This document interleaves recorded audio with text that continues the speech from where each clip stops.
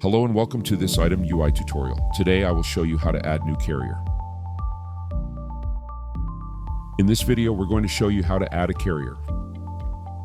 First, go to Module, Setting, and then on the left-hand side, click Carrier. On the top right-hand corner, click Add Carrier. Let's say you want to add UPS. So you put in the name and then select the shipping method.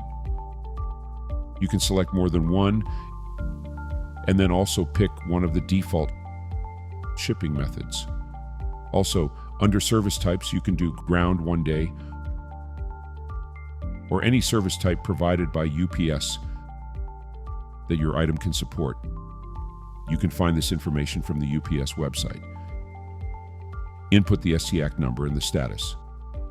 Just click Use Active. Once you're done, just save. Here is a sample. Once you've added the carrier, on the left side panel, go down to Shipping Account. Carrier Account. Right here you have to add the UPS account number. Transporting has to be input from here. One is account number,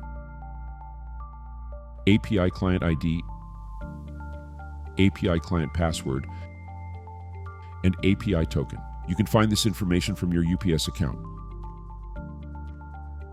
Also, input the company name and the address. Once you are done, just save.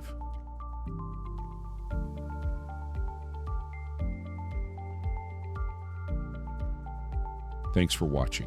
If you would like to learn more about other item applications, please take a look at our expansive library of tutorial content.